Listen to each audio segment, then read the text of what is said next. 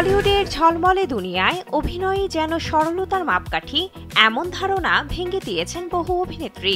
বড় পর্দার তারকা হয়ে উঠেছেন ব্যবসারও অধিপতি। তবে এই জগতে সাফল্যের পথ সবসময় সমতল নয়। কেউ লাভের মুখ দেখছেন, আবার কেউ আর্থিক ক্ষতির ধাক্কায় দিশেহারা।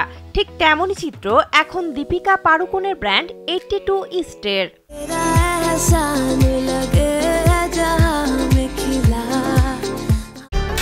নীল মজাদার গোলমার্ক বক্স, কুড়মুড়ে বাইটে ফুরফুরে লাইফ। ত্বক পরিচর্যার এই ব্র্যান্ডের যাত্রা শুরু হয়েছিল উচ্চাশা নিয়ে। প্রথম দিকে বিক্রি ভালো হলেও গত আর্থিক বছরে প্রায় 12.3 কোটি রুপি ক্ষতি লিপিবদ্ধ হয়। আয়ও নেমে আসে 21.2 কোটি থেকে 14.7 কোটিতে। বিপণনে বিনিয়োগ বাড়ানো, খরচ কমানো সব পথই অবলম্বন করেছিলেন দীপিকা। তবুও ব্র্যান্ডটি আর্থিক সাফল্যের মুখ দেখাতে পারেনি। ব্র্যান্ড কর্তৃপক্ষের লক্ষ্য এখন পরবর্তী অর্থ বছরে লাভের হার ফের উঁচুতে তোলা।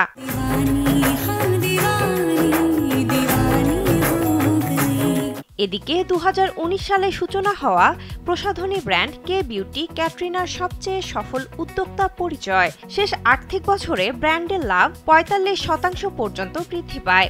ক্রেতাদের মধ্যে আস্থা তৈরি হয়েছে পণ্যগুলিকে ঘিরে, আর সেটাই এই সাফল্যের পেছনের বড় শক্তি।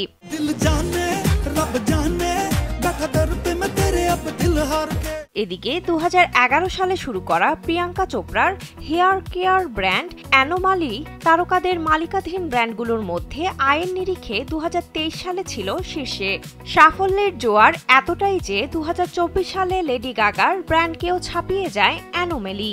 বলিউড থেকে হলিউড ব্যবসায়িক মঞ্চেও বিশ্বব্যাপী ছাপ রেখেছেন প্রিয়াঙ্কা।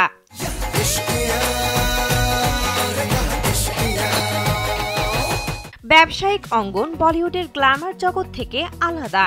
এখানে কেবল সেলিব্রিটি নাম নয়, কার্যকারিতা, গ্রাহক আস্থা এবং বাজার কৌশলও নির্ধারণ করে সাফল্য।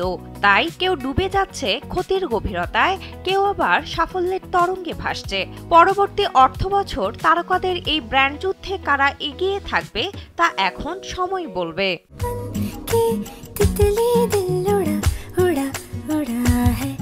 বিনোদন ডেস্ক, কালবেলা।